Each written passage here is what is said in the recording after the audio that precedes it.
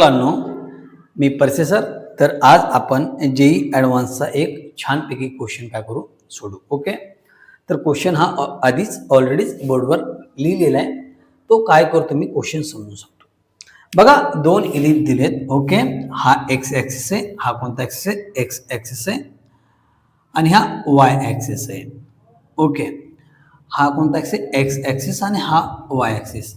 आणि आपल्याला सांगितलं दोन इलिप्स एकमेकांना काय करतात? फर्स्ट क्वाड्रंटमध्ये टच करतात. फर्स्ट क्वाड्रंटमध्ये काय करतात? टच करतात. ओके. टच करतात, इंटरसेक्ट करतात. सपोज हे दोन इलिप्स या ठिकाणी इंटरसेक्ट करतात. ज्या ठिकाणी इंटरसेक्ट करतात त्याला नाव दिलं आपण पी. त्याला काय दिलं?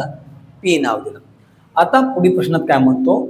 ज्या ठिकाणी ते दोन इलिप्स एकमेकांना इंटरसेक्ट करतात त्या ठिकाणाहून त्या दोन इलिप्सला काय काढायचं? टँजंट काढायचं. म्हणजे त्या टँजंट पण त्याच पॉईंटला काय करतात? एकमेकाला इंटरसेक्ट करतात. मग आता काय केलं आपण? या दोन इलिप्सला आपण काय केल्या? टँजंट काढल्या. ओके. त्याच्यानंतर क्वेश्चन काय म्हणतो? जेव्हा तुम्ही त्या दोन इलिप्सला टँजंट काढाल तिथं एक ॲक्यूट अँगल निर्माण होईल. कोणता अँगल निर्माण होईल? Acute angle theta. तर आपल्याला काय करायचं? त्या थीटा ठिकाणी टॅन थीटाची 4 टॅन थीटाची काय असेल? किंमत काय असेल? म्हणजे जो ॲक्यूट अँगल बनला दोन टँजंट मधला त्या ठिकाणी 4 टॅन थीटा किती असेल हे काय करायचं? आपल्याला किंमत काढायची. ओके. आता याची किंमत काढण्यासाठी आपल्याला काय करायला ना, पी ची एक्झॅक्ट एक्स ची किंमत किती असेल एक्स कोऑर्डिनेटवर आणि वाय ची किंमत किती असेल हे काय करायला आपल्याला काढायला लागेल. ओके. पहिली गोष्ट ही करायला लागेल. आणि आणखी काय करायला लागेल? त्याच्यानंतर आपल्याला दोन टँजंट ही जे दोन इक्वेशनचे स्लोप आहेत सॉरी आणि आणखीन आपल्याला काय करायला लागेल? हे जे दोन टँजंट आहेत एकमेकाला पी या पॉईंट मध्येच काय करतात? इंटरसेक्ट करतात. त्या दोन टँजंटचं काय करायला लागेल? आपल्याला स्लोप पण काढायला लागेल. आणि त्या स्लोपचा वापर करून आपण काय करू शकतो? याचा टॅन थीटा काय करू शकतो? काढू शकतो. ओके. तर चला, व्हिडिओ थोडा लेंदी होईल पण स्टेप बाय स्टेप बघूया. ओके. सोल्युशन. तर आपल्याला काय करायचं? आधी एक्स काढायचं. काय करायचं? एक्स काढायचं. तर आपण इक्वेशन लिहून घेऊ दोन्ही इलिप्सचे. हा झाला एक्सचा स्क्वेअर प्लस 4y चा स्क्वेअर इज इक्वल टू किती आहे? 1. हा एक पहिला इलिप्स आहे. दुसरा कोणता आहे? हा 4x चा स्क्वेअर प्लस y चा स्क्वेअर इज इक्वल टू हा दुसरा इक्वेशन आहे. ओके. आता दोन्ही इलिप्स एकमेकांना पी या पॉइंटला टच करतात. याचा अर्थ ज्या ठिकाणी इंटरसेक्ट करतात त्या ठिकाणी एक्स आणि वाय ची किंमत या दोन्ही इलिप्सची काय असेल? सेम असेल. म्हणजे एक्स कोऑर्डिनेट आणि वाय कोऑर्डिनेट ह्या दोन्ही इलिप्सचं काय असेल? सेम.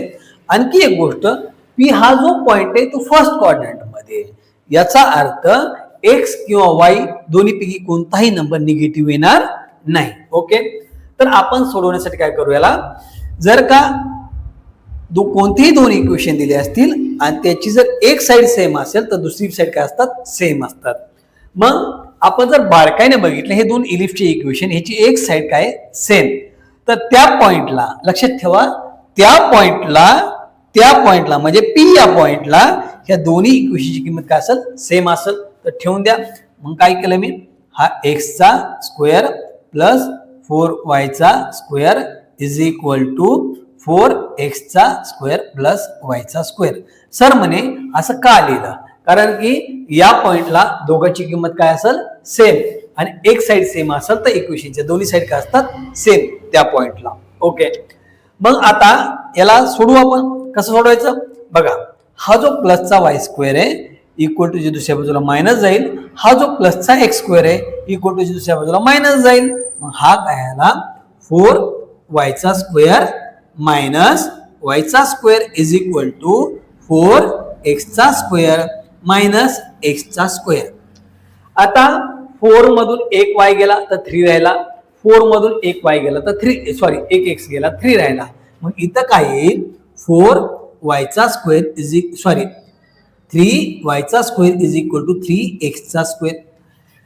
आता इक्वेशनच्या दोन्ही साइडला 3 आहे आणि मल्टिप्लाय मध्ये ते काय होईल? कॅन्सल होईल. काय होईल? कॅन्सल होईल. आपला आन्सर काय येईल?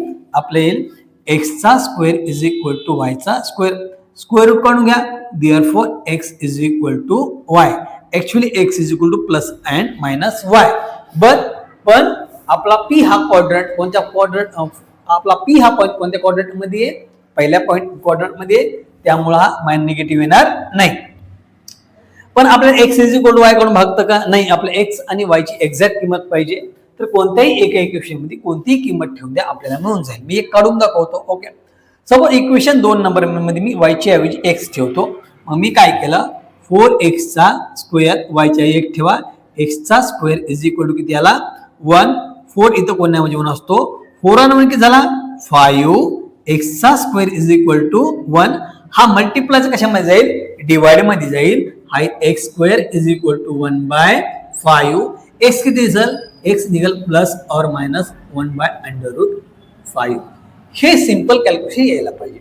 पण इथं प्लस आणि मायनस आलं आणि हा फर्स्ट क्वाड्रंट मध्ये पॉइंट आहे, म्हणजे मायनस येणार नाही. Therefore x is equal to 1/√5.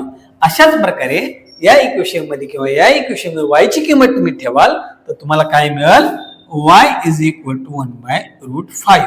अशा प्रकारे आपल्याला काय मिळालं, px, y is equal to 1/√5, 1/√5 हे आपल्याला काय मिळाले, किंमत मिळाली. ओके, पण आपल्याला स्लोप काढणे. ओके, तर किती इलिप्स आहेत आपल्याकडे, 2 आहेत. ओके, या दोन इलिप्स काय काढाल, स्लोप टँजंट आपल्या. तर अशा प्रकारे आपल्याला px, y मिळाला. ओके, तर आपल्याला टँजंट काय असेल, टँजंट काढणे महत्वाचे. ओके, तर पहिल्या इक्वेशन मध्ये इक्वेशन ऑफ इलिप्स मधून आणि दुसऱ्या इक्वेशन ऑफ इलिप्स मधून आपण काय करू, टँजंट काढू. ओके, तर पहिलं इक्वेशन घेऊ. हा कोण निघतो, x चा स्क्वेअर प्लस 4y चा स्क्वेअर इज इक्वल टू 1. आणि आपल्याला माहिती आहे, जर का एखादा इक्वेशन दिला असेल, ओके, आणि त्याचा जर डेरिव्हेटिव्ह जर घेतला तर तो काय असतो, आपला टँजंट असतो. ओके, मग हा काय आला 2x plus 8y dy/dx. Sir म्हणे हा काय इज इक्वल टू 0. 1 चा डेरिव्हेटिव्ह काय येतो 0. मुलांनो, हा जो इक्वेशन दिला त्याचा काय केलं मी, फक्त सिंपल डेरिव्हेटिव्ह केलाय. आता डेरिव्हेटिव्ह तुम्हाला येत असेल. ओके, सिंपल डेरिव्हेटिव्ह केला. जेव्हा तुम्ही या इक्वेशनला सोडवाल तर तुम्हाला येईल dy/dx इज इक्वल टू काय येईल, हा येईल -x/4y. मायनस x बाय किती येईल 4y. ओके, पण x ची किंमत किती आपल्याकडे 1/5, y ची किंमत किती आपल्याकडे 1/5, आणि हा dy/dx काय slope.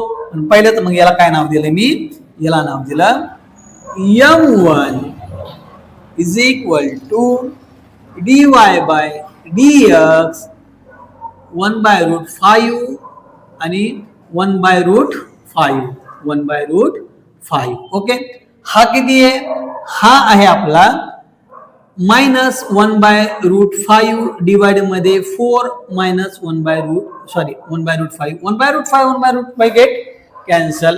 Therefore m1 is equal to 1/√5 m is equal to -1/√4. अशा प्रकारे आपला काय आला, m1 आला. इक्वेशन कोणता दिला आपल्याला, एल्फचा हा दिला. कोणता इक्वेशन, हा 4x चा स्क्वेअर प्लस y चा स्क्वेअर इज इक्वल टू 1. याचा पण डेरिव्हेटिव्ह काढून घ्या. हा येतो 8x, हा येतो 2y, dy/काय येतो dx इज इक्वल टू काय येतो 0. जेव्हा तुम्ही हा इक्वेशन सोडवाल तर तुम्हाला m2 मिळेल. m2 is equal to dy/dx आणि तो किती असेल, तो असेल इज इक्वल टू किती असेल, हा 0 झाला प्लसचा मायनस, मग हा आला -4, हा आला -4x बाय काय आला y.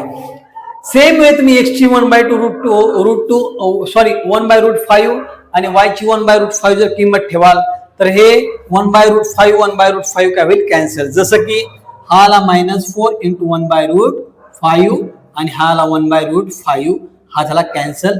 मग आला m2 इज इक्वल टू किती आला -4. अशा प्रकारे आपल्याला m1 आहे आपला -1/4 आणि m2 किती आपला, m2 आहे आपला -4. m1 आहे -1/4, m2 -4. आणि आपल्याला माहिती आहे formula tan theta is equal to m2 minus m1 divide 1 plus m1 m2. Okay, ठेवून द्या याच्यामध्ये. हा किती निघतो M2 किती आला -4, M1 किती आला हा -1 किती आला 4, हा किती आहे 1 + -4 -1/4 हा ब्रॅकेट. याला सोडवा पुढं. हा येतो tan थीटा, हा किती येतो रूट मध्ये मॉड मध्ये सॉरी, हा मायनस मायनस काय झाला प्लस झाला, हा किती झाला प्लस, मग हाला -4 + 1/4. ओके, हा मायनस मायनस काय झाला प्लस, 4 4 कटला, हाला 1 + 1 वर सोडा, हाला tan थीटा किती आला tan थीटा 4 चौक 16, मग हाला -15 प्लस किती 4 चौक 16 -16 प्लस किती आला 1, हाला 8 खाली. tan थीटा किती आला tan थीटा = -15/8 आला, पण मॉड म्हणल्यास आपण बाहेर काय घेतो प्लस घेतो. देअरफॉर tan थीटा किती आला 15 किती आला 8 आला, पण आपल्याला काय पाहिजे 4 tan थीटा पाहिजे, दोन्ही साइडला 4 न मल्टिप्लाय करून टाका. अशा प्रकारे 4 tan थीटा = 4 × 15/8, 4 1 4 4 2 8, अशा प्रकारे 15/2 हे तुमचं जेई ऍडव्हान्स मध्ये आलेल्या क्वेश्चनचं फायनल आन्सर आहे. Okay, thank you very much.